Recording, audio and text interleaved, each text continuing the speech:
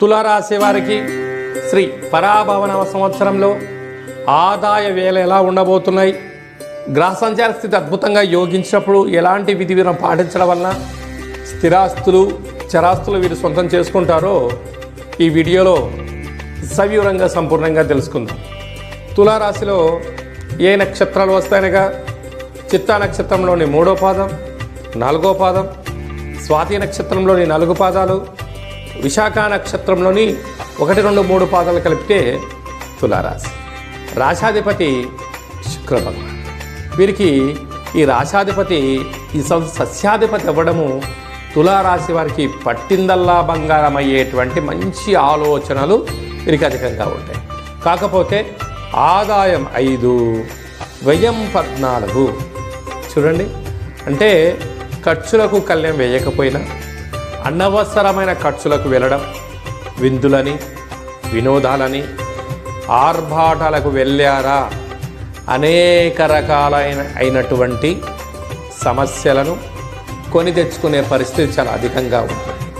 కనుక ఇలాంటి కాల సమయంలో వీలైనంత వరకు స్వీయ నియంత్రణ అవసరమని చెప్పి తులారాశి వారి జాతకులు చాలా గుర్తుపెట్టుకోగలరు.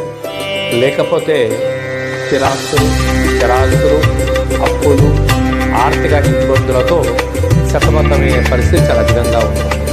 రాజ్యపూజ్యమారు అవమానం కనుక వీలైనంత వరకు ఎదుటి వ్యక్తులకు నేనున్నాను అనే భరోసా ఇచ్చేదానికన్నా మౌనము సత్ప్రవర్తన సాధన చాలా అవసరం అని చెప్పి జ్యోతిర్విజ్ఞానం తెలియజేస్తుంది.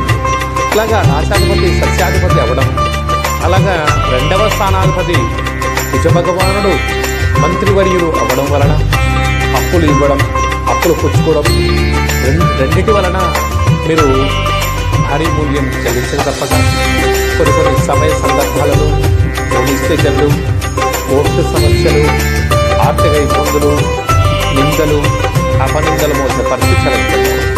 3వ స్థానాధిపతి దేవగురు బృహస్పతి రాజు అవ్వడం వల్ల తల్లిదండ్రుల మాట, గురువుల మాట ఆధ్యాత్మికంగా ఉండడం, దేవాలయ దర్శనం వలన స్థిరచరాస్తులు కాపాడాలి.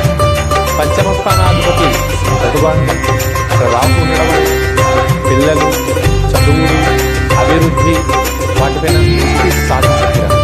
లేకపోతే పిల్లల యొక్క పరిస్థితి అయోమయం, వారు మద్యమత్తు మాంసాలకు అలవాటు పడే పరిస్థితి వలన అనవసరమైన ఖర్చులు, పోలీస్ స్టేషన్లు, కోర్టు మెట్లెక్కించే పరిస్థితి ఉంటుంది.